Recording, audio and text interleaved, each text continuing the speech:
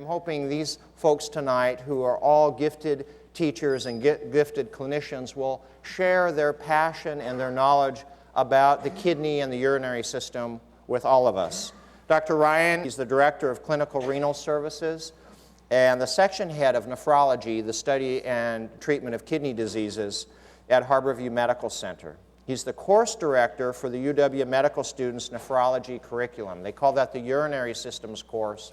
And Michael took that course and made it one of the all-time favorite courses for the second-year medical students. His research interests are in clinical studies of acute renal failure and metabolic changes in intensive care unit patients.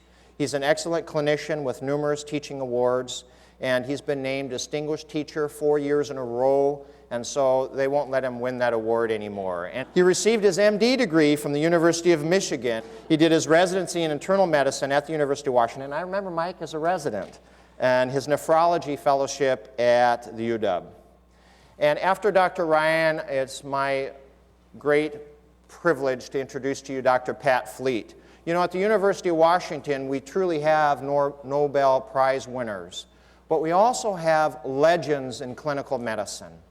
Those are folks like Dr. Mike Kopis out of the Trauma Center at Harborview, Dr. Marv Turk in infectious diseases, Dr. King Holmes in sexually transmitted diseases, and Dr. Pat Fleet is one of the University of Washington's own legends, not only as a clinician, but as a gifted educator. He works in the Division of General and Internal Medicine, as well as being a very active nephrologist throughout the University of Washington system. His diverse and eclectic, I like that, Pat, eclectic, group of interests in general nephrology include fluid and electrolyte metabolism, acute renal failure, and chronic renal failure. And he has strong, passionate interests and concerns about current healthcare delivery systems. Dr. Fleet has won numerous teaching awards, including the UW Medical School's Teacher of the Year, as well as the Beeson Award, and has also received the Haviland Award from the Northwest Kidney Foundation for his contributions in kidney care in Seattle. Again, he practices out of Harborview. He received his MD from Creighton University and internal medicine residency and nephrology fellowship at the University of Washington. And will you please give these folks a warm welcome of applause.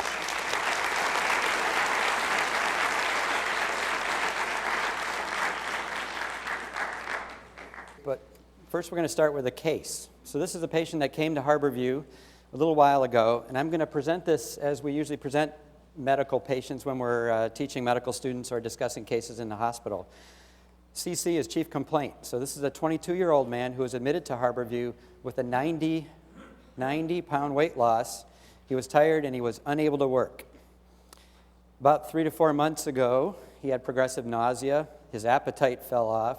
He wasn't able to sleep consistently at night, but he slept mostly during the day. He also had headaches.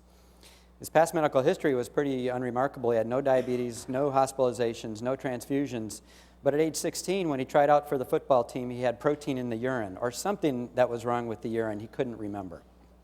At age 19, his blood pressure was 160 over 110. He was given some medication for that. He took it till it ran out. He didn't fill it, and he didn't go back to see the doctor. He didn't smoke, he didn't drink, he didn't do recreational drugs. He was unemployed when we met him. He was a single parent of a 3-year-old daughter. He was living with his parents at the time. PE is physical exam. His blood pressure in the emergency room was 230 over 120. His heart rate was 80. His weight was 180 pounds. And we looked in his eyes and we saw that he had big-time hypertensive changes in his eyes. So he had had high blood pressure for quite a while that was significant. His lungs were clear. He had this interesting noise when we listened to his heart. He had what we call a friction rub, so we could hear friction in there. He also had swelling in both of his legs. I didn't put all his labs down, but I put a few down. He was anemic. His hematocrit was 18, and normal's about 40 to 45 or so. He had too much acid in his body. He had a metabolic acidosis. His potassium level was high at 6.4, and he had this blood test called plasma creatinine, and his level was 22, and a normal should be about 1. And we'll talk about what that means in a little bit. When I talk to the medical students, I always ask them, why are you here? And usually they say, why are you here?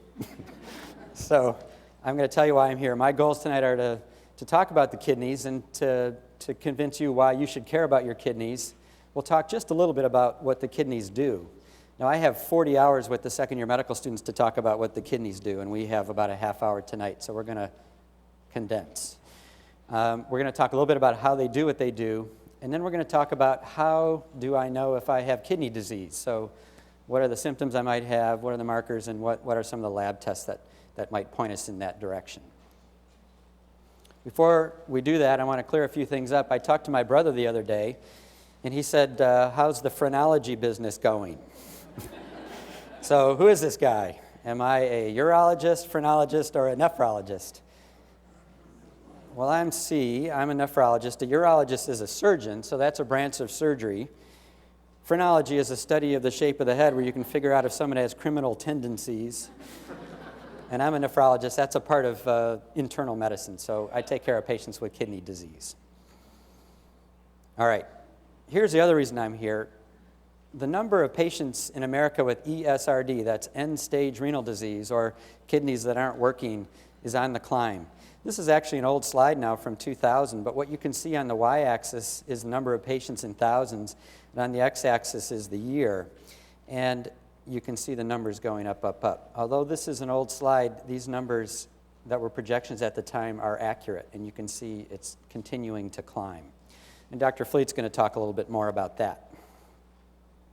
Here's some more facts. 20 million Americans, about 1 in 9 U.S. adults, have chronic kidney disease, and another 20 million more are at increased risk.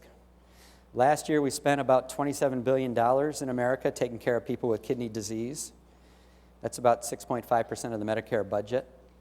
That's about what we spent for the entire NIH budget. The good news, though, is early detection can prevent the progression of kidney disease and save a lot of money and heartache. Now, we know that the best spot to get our news is from TV, but unfortunately, TV news is dropping the ball. And this slide is a summary of an article that just came out in December of '06. And what this group did is they looked at almost 1,800 news stories on TV in 50 cities in America. And this was the TV catchment area for about 60% of Americans. So they just looked at 1,800 stories that were shown during 1 month. 2 of the stories discussed kidney disease. One of them was about kidney stones. The other one was about some guy who donated his kidney. 19 of them discussed hypertension. 14 discussed diabetes. 0 of them mentioned chronic kidney disease or dialysis. At the same time, 166 stories mentioned West Nile virus. So it's just not hitting the news. So most Americans and most residents don't really know about this kidney disease thing. All right. So that's a brief introduction. So let's talk a little bit about what the kidneys do.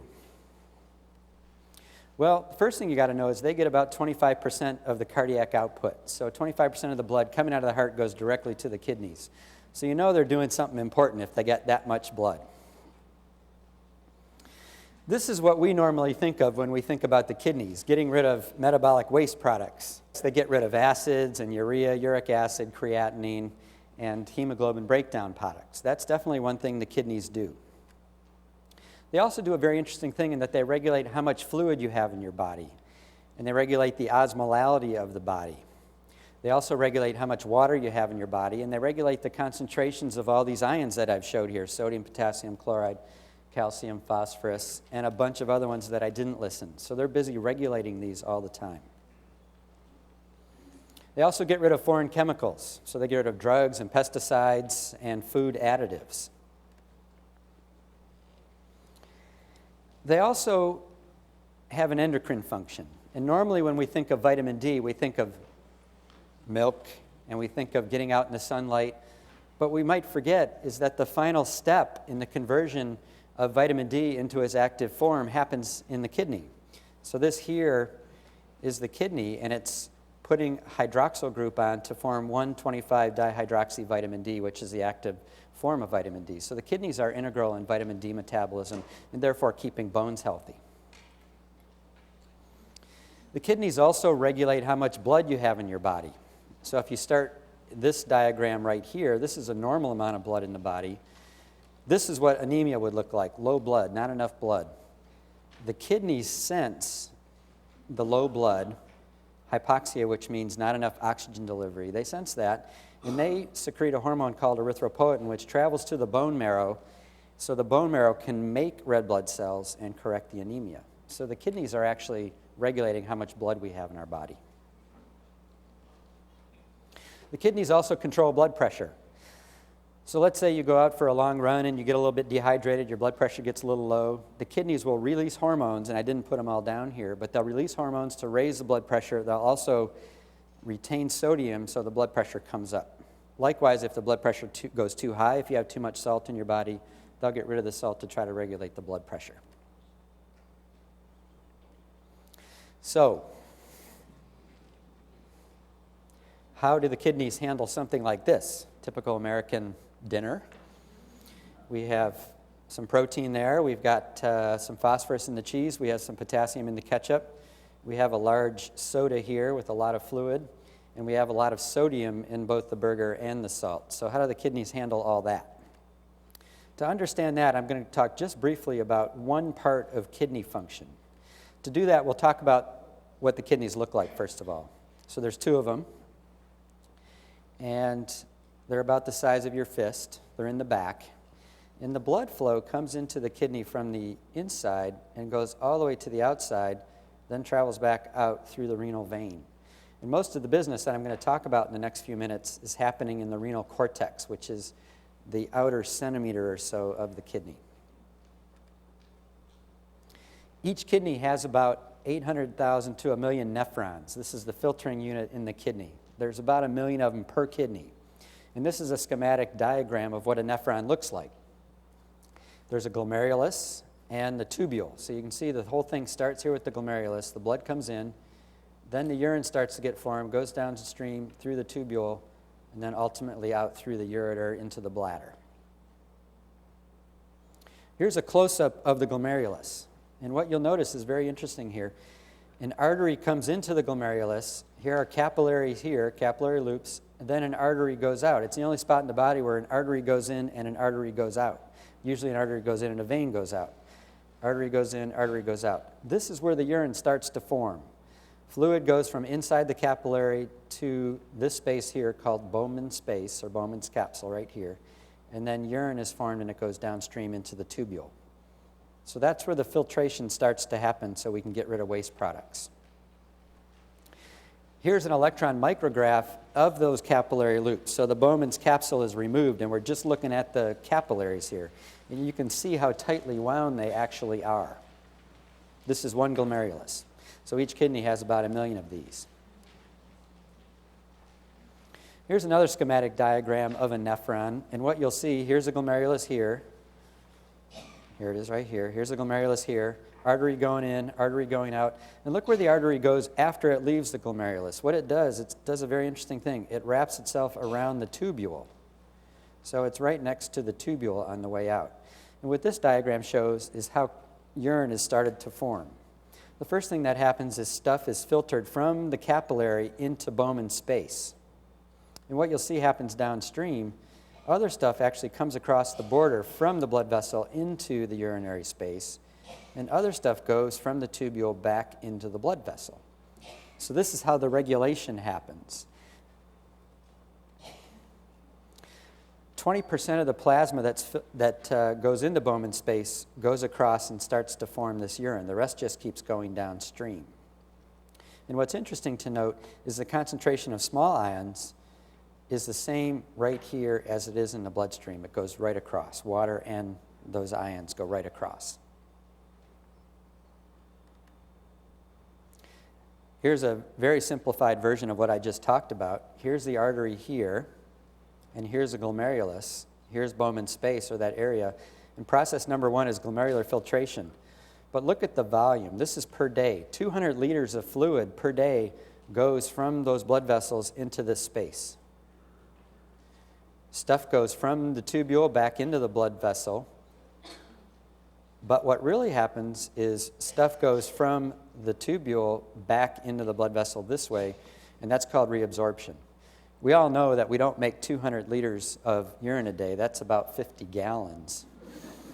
if we did that, it'd be hard to work, and we'd all turn into raisins instantly and shrivel up. That wouldn't work out so well. So what happens is the kidneys, although they filter that much, they reabsorb 199 liters of that 200 liters. So the urine output is usually about a liter a day or so. So let's just take an example of that diet that we just looked at, and just look at the French fries. Let's say we pour a lot of salt on the French fries. That might have 300 milliequivalents of sodium in the French fries. And let's do a little math. The normal concentration of sodium in the bloodstream is 140 milliequivalents per liter.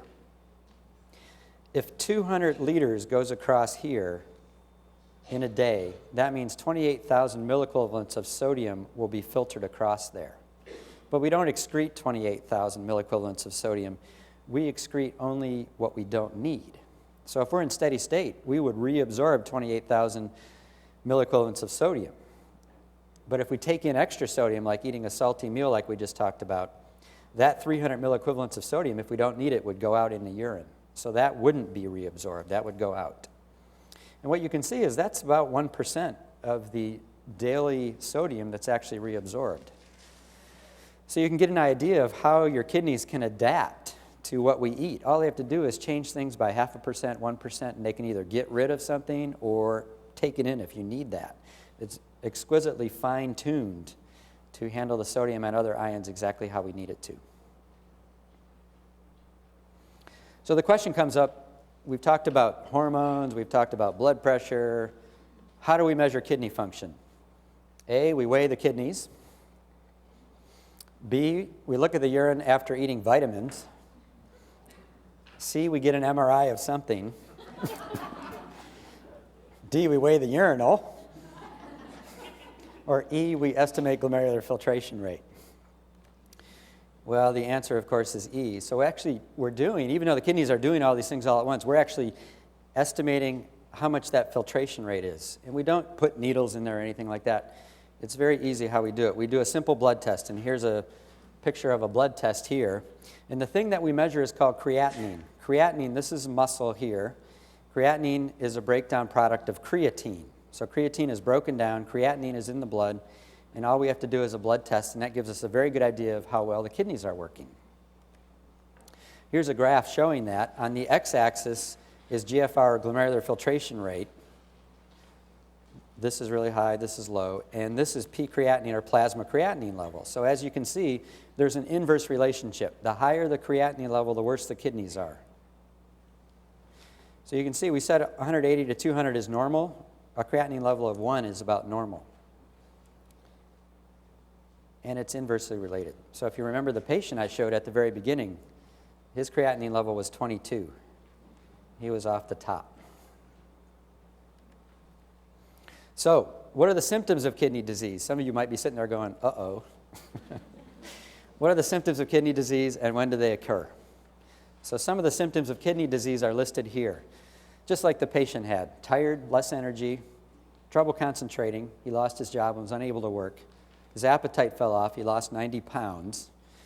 Difficulty sleeping or sleeping too much, swollen ankles and feet, puffiness around the eyes, especially in the morning, and frequent urination, especially at night.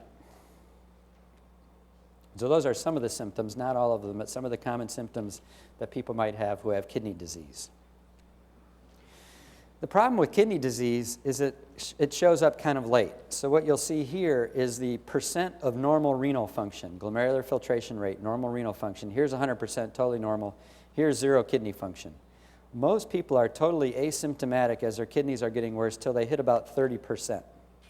Then they might start noticing some subtle changes, but they think, well, you know, we're all tired and we don't sleep all that well, must be working too hard, must be stressed, whatever. Getting fatigued, appetite starts falling off. Some people don't have any real symptoms at all until their kidneys are almost completely gone. The other problem is they can show up very slowly over time, so you kind of get used to it. So yikes, am I at risk for kidney disease? Here are the folks that are at most at risk for kidney disease: diabetes, patients with diabetes, hypertension, a family history of kidney disease. If Aunt Martha was on dialysis and Uncle George was on dialysis, that would increase your risk of having kidney problems. The other one that's coming out more and more lately is patients who have cardiovascular disease are probably at risk for kidney disease, because a lot of the risk factors for cardiovascular disease are the same as those for kidney disease. So how do I know if my kidneys are damaged? We don't have to do MRIs and things like that. It's very easy. There's 3 simple tests you can do. The first thing you can do is a blood test for a creatinine level, and we talked about how that works and why that's important. Simple blood test, it's cheap. The other thing you can do is to test the urine for protein. Those glomeruli that we talked about are very important in that they keep the protein inside the body. They let other stuff that you don't need go out, but protein doesn't go out in the urine. So if there's protein coming out in the urine, that means something's wrong upstream. So if you do a simple urine test for protein, that will tell you or give you a clue that there might be a problem with the kidneys. The third thing is a blood pressure check. Now, why would that be? Well, it's an interesting thing. Hypertension causes kidney disease, but kidney disease also results in hypertension. So they kind of go together. So if you look at this graph here, this is the mean glomerular filtration rate from a very large study called the MDRD studies. This was a large study where they actually did very detailed measurements of kidney function on patients. And so you can see the glomerular filtration rate. This would be normal way over here, and this is low on this side. And what you can see is the lower the glomerular filtration rate, the more likely it is that you're going to have high blood pressure. By the time the kidneys fail, almost everyone has high blood pressure. So if you go in and get a blood pressure check, that might be a clue that there might be something going on with the kidneys. And it also points out those at risk for future kidney problems. So let's go back to this case and just look at it in a little more detail. 90-pound weight loss. So he had been losing his appetite for more than just 3 to 4 months when we talked to him. It was more like 6 months where if I started to pin him down, some things started to taste terrible. And he couldn't eat things, and he just kept losing weight. Of course, he started out at 280, so no one in the family was that worried. In fact, they were pretty happy. He was 270, 280, something like that when we started. Progressive nausea. So those were the poisons building up. He had a headache. That was either due to the uremic poisons building up or his blood pressure, which was so high. This was the key. When he was 16, he had protein in the urine. And we actually did a kidney biopsy on him, and we found that he had had a disease, which had probably been going on for many years. And so the clue for him was the protein in the urine when he was 16. If we would have gotten it then, we might have been able to turn things around. If we would have controlled his blood pressure at age 19, we probably would have slowed things down as well. The high blood pressure was probably due to his kidney disease. So in his situation, it wasn't the high blood pressure causing the kidney disease. His high blood pressure was probably due to the kidney disease. He had what we call a friction rub, which is one of the things I didn't put on the list, but that's a physical exam finding of uremic poisoning. The heart and the lining around it, the pericardium, get irritated, and we can actually hear it when we listen. He didn't make enough erythropoietin, so he was anemic. He didn't get rid of acids appropriately, so he had a metabolic acidosis. He wasn't able to excrete potassium appropriately, so his potassium level was going up. And this was a creatinine that showed that he had kidney failure. So we admitted him in the hospital. We started him on dialysis.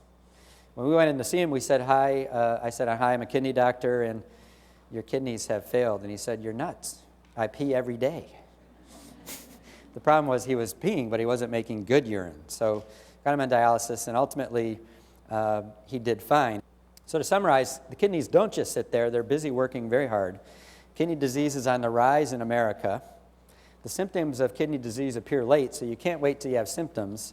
And if you're at risk for kidney disease, it's very important to get screened. Thank you very much.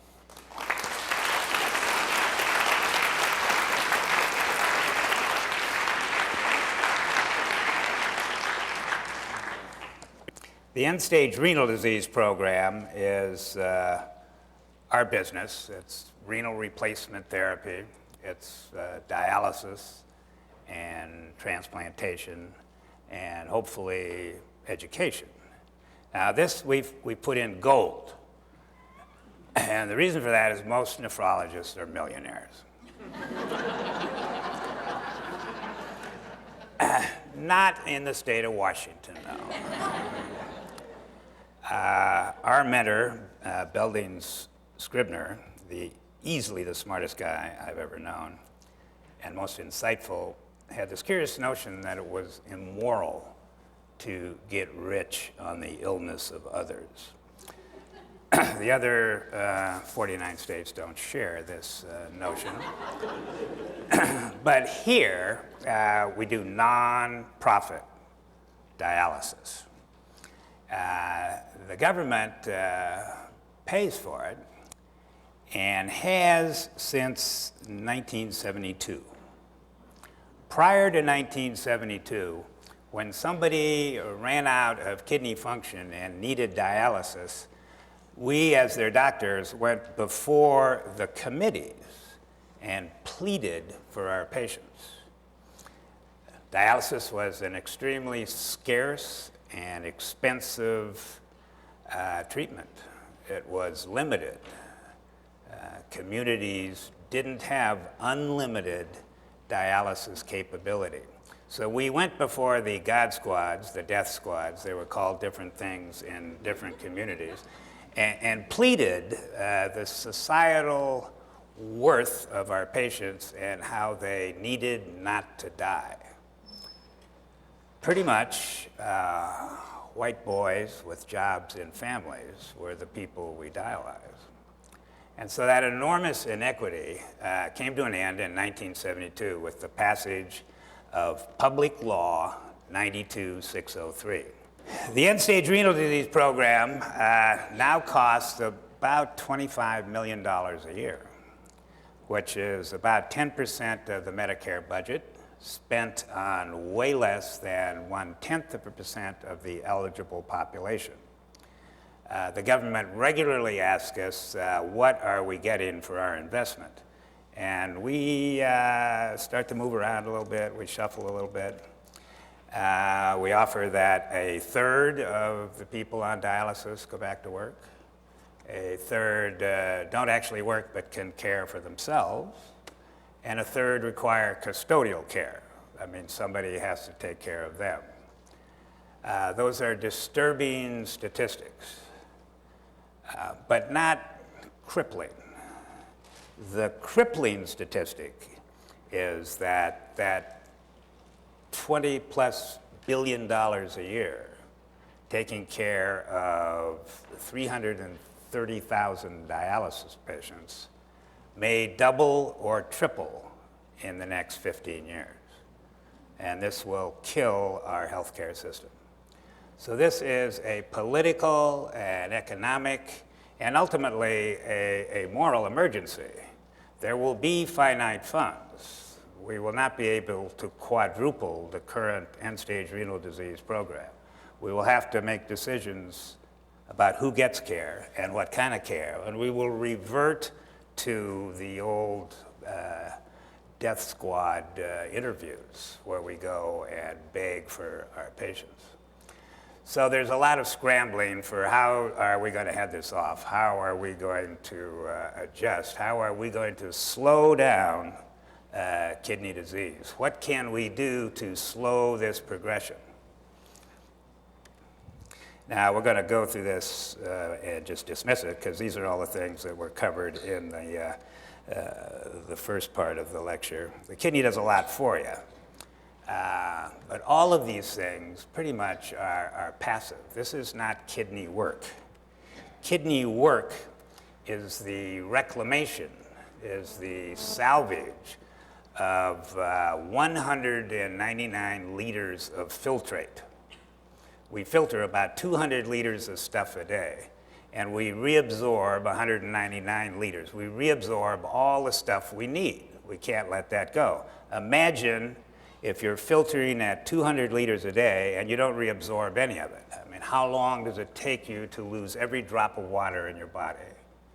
About 4 hours. How about every drop of fluid in your circulating blood volume? 20 minutes.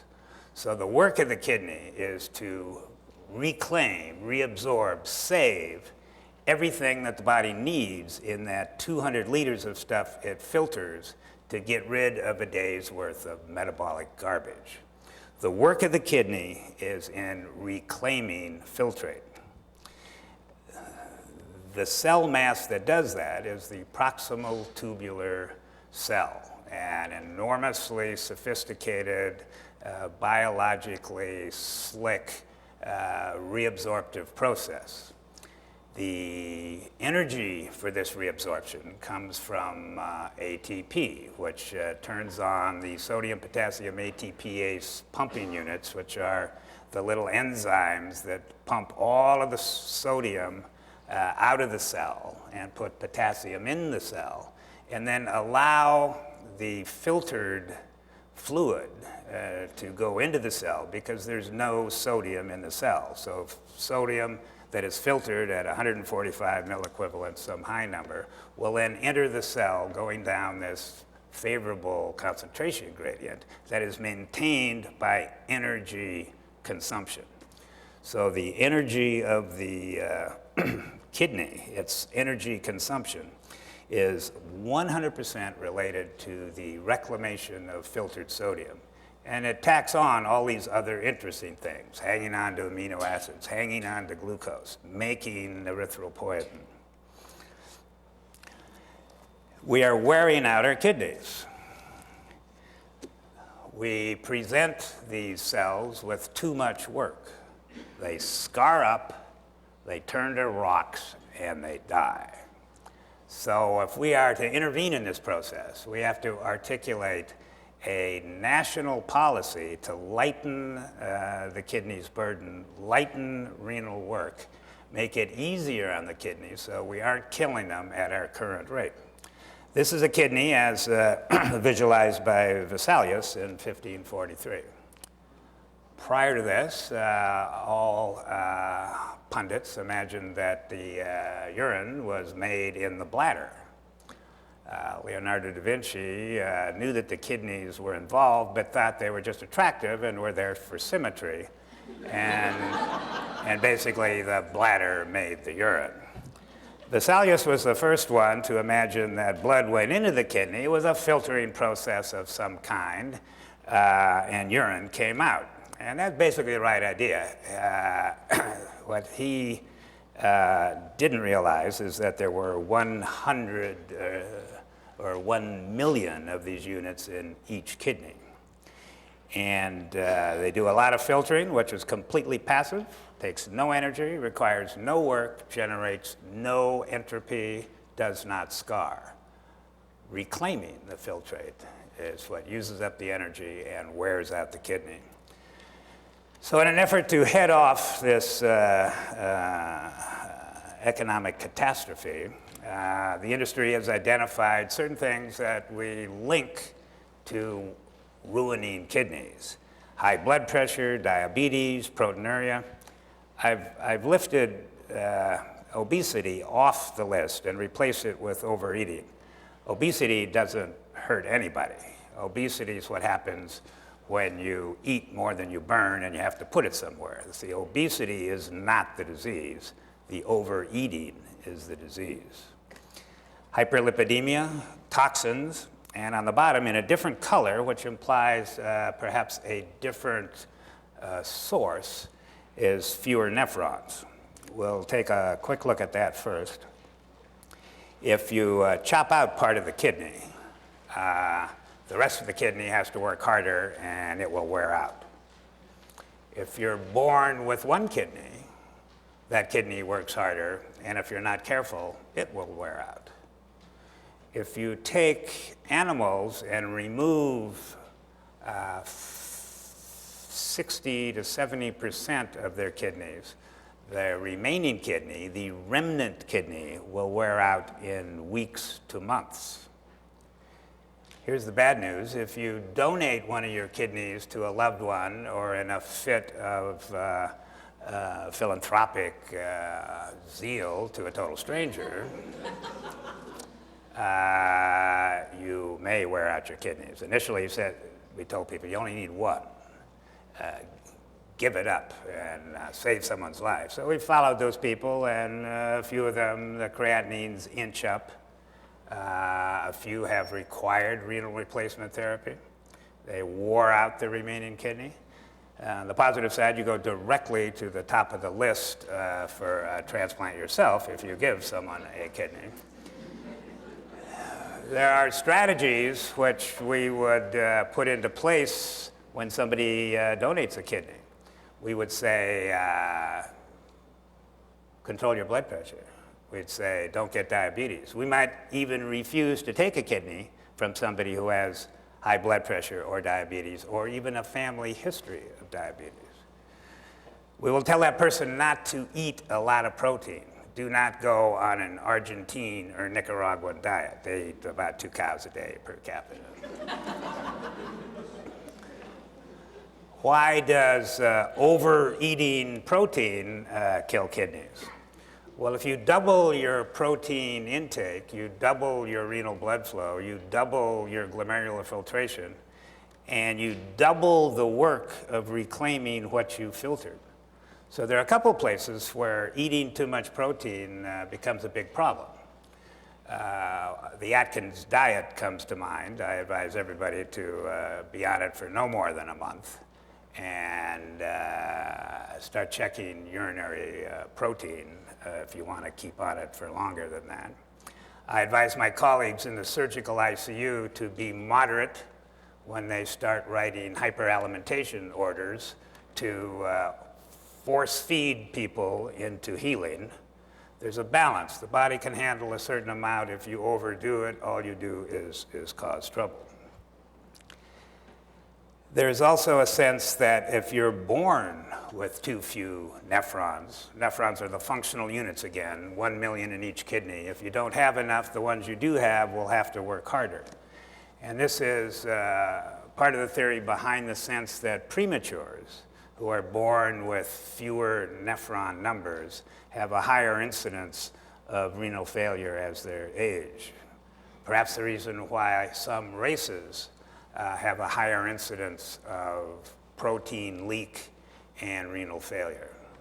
We all filter a few grams of protein every day. We imagine that the filtering barrier is completely impermeable to protein, but we filter normally between 5 and 10 grams of protein a day. And the proximal tubules reabsorb all of that. They do it by a process of endocytosis, which is work intensive, energy intensive, and if the kidney has to do too much of that, the kidney will wear out and scar up. So when that filtering surface becomes more permeable, when the molecules in the filter become sugared with protein due to long-standing diabetes, and the protein leak overwhelms the ability of the proximal tubules to reabsorb it, protein shows up in the urine, and at that point is a powerful marker for incipient renal failure. So we target proteinuria. If we measure protein in the urine, we get all over it. We use drugs to try to slow the filtering process. We found out that the main drug we used not only slowed down the protein leak, but greatly blunted the scarring process. It became a very useful tool in our war against renal failure. Our war against renal failure, at least coming from the diabetic, which is our scariest player. The United States is quickly becoming a diabetic nation. And diabetes is a bad disease. You wear out every organ in your body.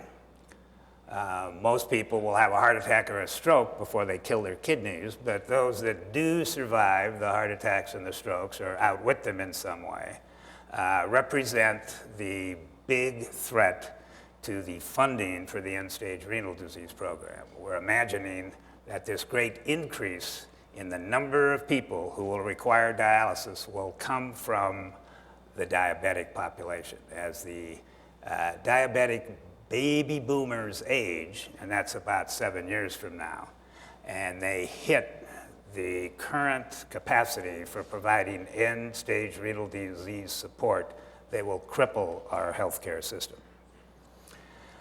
High blood pressure wears it out, so you can buy from your pharmacy any number of expensive blood pressure lowerers. That's how we do it in America. We have a problem, we have a pill or an operation. We don't approach the cause of the issue. If you look at salt consumption and hypertension across the world, the places that eat the most salt have the most hypertension. The places that eat the least salt have the least hypertension. If you look at Taiwan, they eat 35 grams of salt a day, have an astronomical incidence of high blood pressure, stroke, and kidney failure. If you look at the New Guinea highlands, far from the sea, where they eat 10 milliequivalents of sodium a day, blood pressure elevation is unheard of. And people there are more apt to be eaten by their neighbors before they die of a heart attack or kidney failure. You can treat almost any blood pressure situation by lowering the salt intake. How much salt do we eat in America? Way too much, 13 to 15 grams. I was once addressing a group of nurses saying that there's no such thing as a low-salt restaurant. And a nurse in back put up her hand and said, there's one in Detroit. But think about it, you know. You're a restaurant, you want to make money, you want people to think the food is okay, you lace it with salt.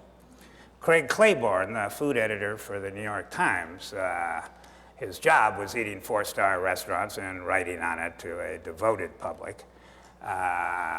He ran afoul of many of the downstream consequences of too much salt, had a heart attack, and was told by his physician to stop eating salt. He went nuts.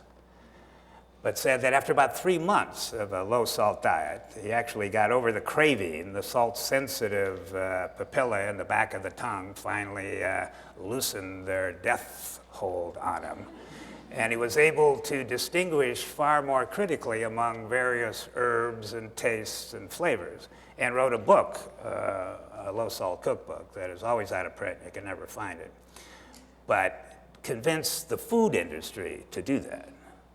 Salt's part of our food mainstream. It's a great preservative. We've become used to its taste. All fast food food preparations are rich in salt. All prepared foods, all canned foods.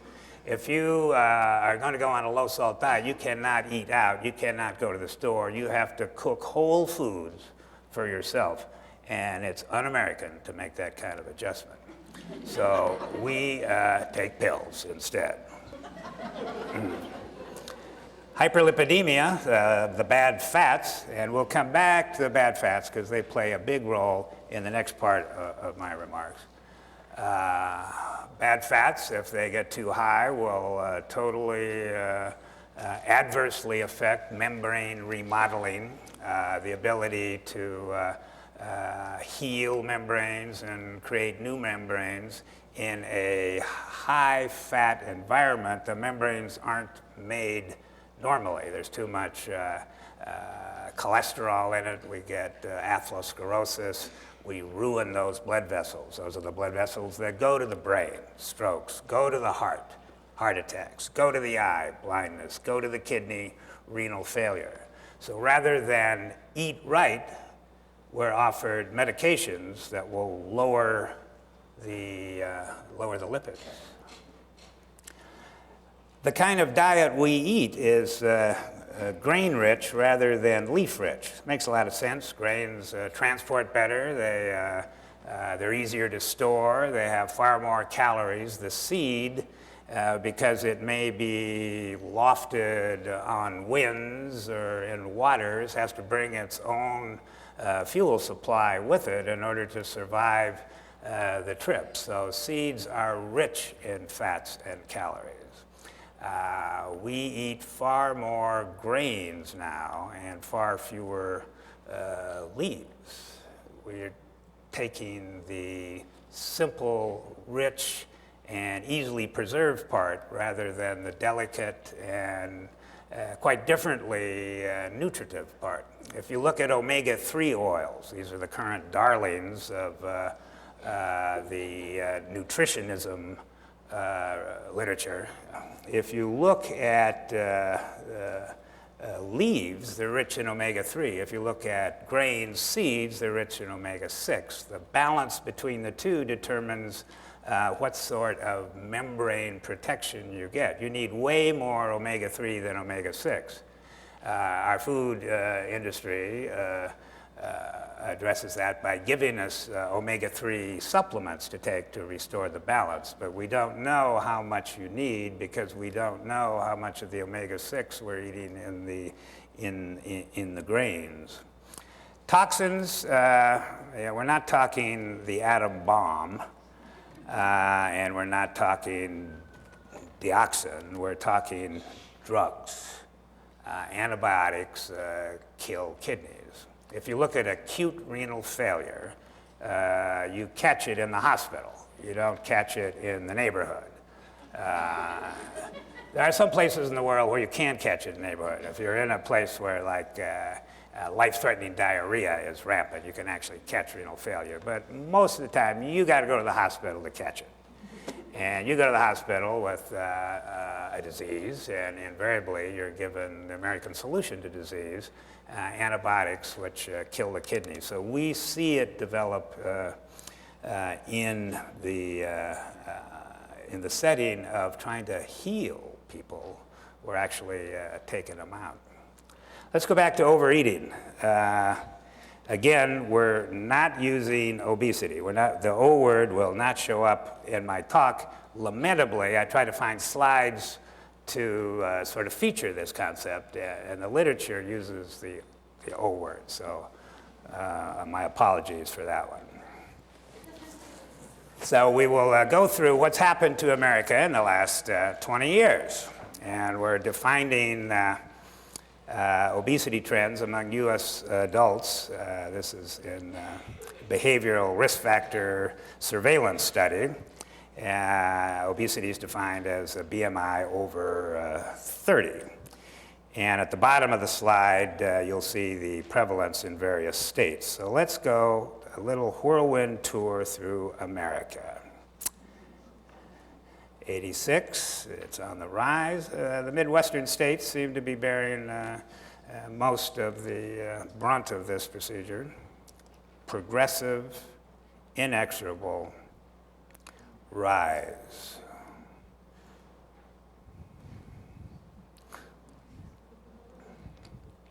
Now, you're still all feeling pretty good if you look way up in the Northwest. But don't bet too much on that one. Surrounded by your obese neighbors there. 98 was a bad year for superiority. It gets worse. It just keeps getting worse. Now, this slide was stolen from a cover of The Economist, and it says the evolution of man. Evolution is the wrong word, because evolution applies a give and take, adaptation, selecting out advantageous behaviors. This is not evolution, this is suicide. Is it suicide or is it murder? Let's go back to our list. And we identified risk factors as those things that we felt very strongly were killing the American kidney. The drug industry views them as market opportunities. They're going to sell us any number of pills to address risk factor reduction. Why don't we take on the cause of this? Why is it that nobody has taken on the food industry? Why do we settle for attacking the results of improvident behaviors? And there aren't good answers to that. Somebody did take it on once. Well, take it on is too strong a word. Somebody ran into the food industry. Somebody was steamrollered by the food industry. And that was George Mcgovern in 1977. He found himself the head of what at the time was an influential committee. It was the Senate Select Committee on Nutrition. And they were concerned about what was happening to America. They were looking at the trends we saw in that panorama of slide progressions. They were looking at a higher and higher incidence of heart attack, stroke, and kidney failure. They were looking at rising incidence of obesity. And they were looking at other nations of the world that didn't seem to have these problems. People from Japan who came to the United States would get sick. People who would migrate from France would get here and get sick. If you look at the French diet, it's terrible. It's full of grease and wine and all kinds of terrible things, but they don't seem to have our incidence of obesity, hypertension, heart attack, stroke, and kidney failure.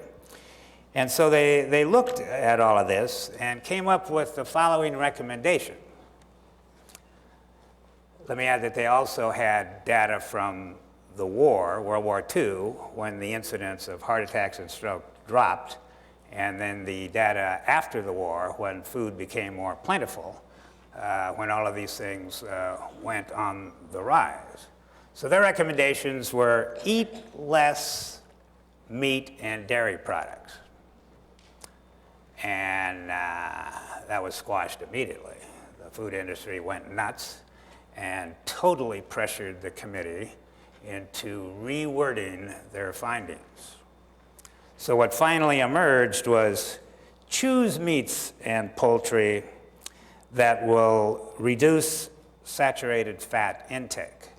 So they've taken gluttony now and given it another word, saturated fats, and say take that as your target. Reduce fats. Eat more, but eat more of reduced saturated fats, which at time was felt to be the evil player. The current read on Women's Health Initiative is that saturated fats didn't have anything to do with it.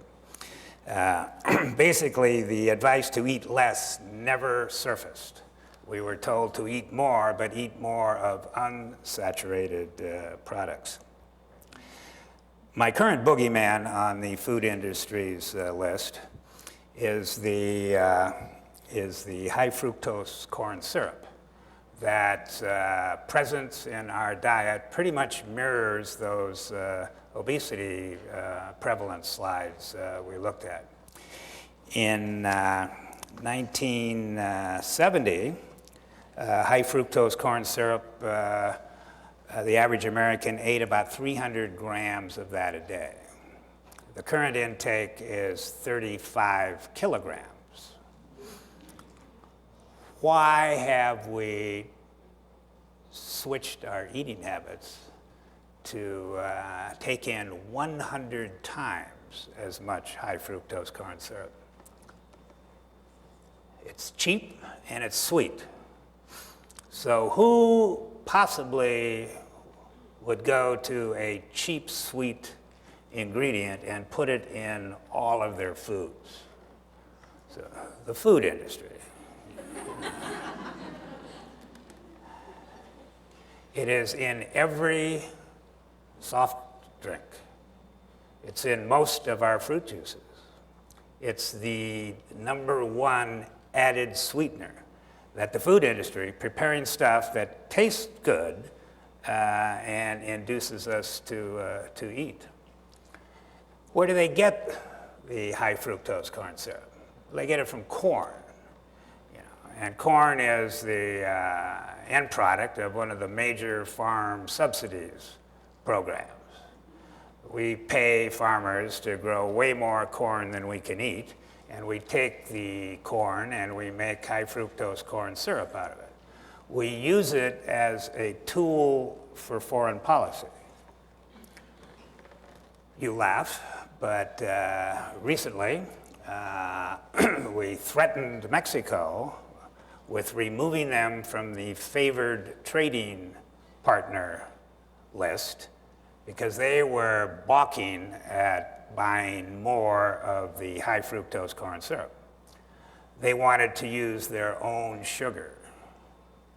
And the Mexicans actually drink more pop than we do. They're the #1 country in the world for soft drink consumption. But they were tired of buying or being forced to buy high fructose corn syrup from the United States government. They dug in, did not capitulate, and refused to buy any more of the stuff. So Mexican Coke now has cane sugar in it.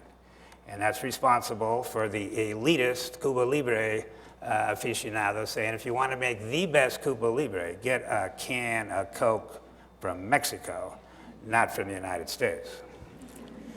Well, we're taking in 34 kilograms of this stuff. What is it?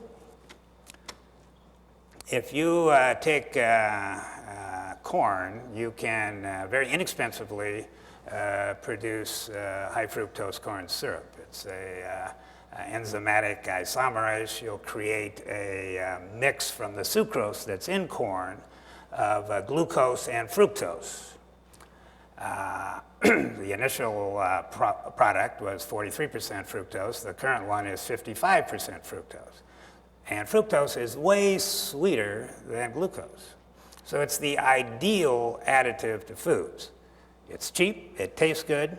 The problem is it's a poison. And how is it a poison? The brain doesn't recognize fructose. If you eat glucose, the brain recognizes that you're taking in stuff and it turns off appetite, it turns off hunger. It tells you you've had enough. If you're eating fructose, all you're getting is the fructose that then the body has to deal with. What happens to fructose when it goes to the liver?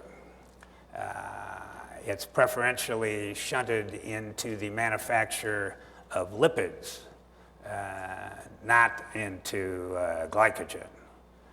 So you cannot turn off your appetite, and you provide the liver with way too much substrate for making lipids, which adversely affect membrane remodeling to the key of atherosclerosis.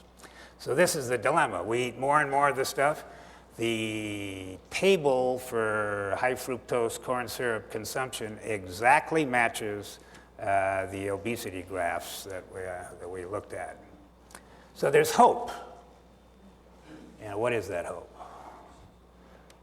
That we could shift corn to fuel.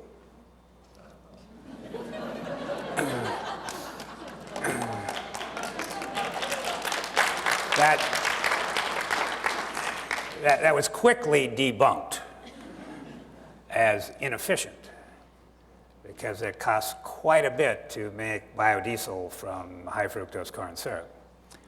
But what they didn't factor in was it may be a little more expensive to make fuel from it, but what about the savings in health? We will save billions if we start eating right. Very hard to do. You've pretty much got to eat whole foods. You've got to go to the co-op. You've got to grow your own food. You have to buy locally. You have to do foreign markets. You have to quit doing fast foods. We consume 35% of our meals in fast food restaurants as a nation. That's ridiculous. If you go fast food, you're buying salt, you're buying fat, and you're buying dead kidneys. Thank you very much.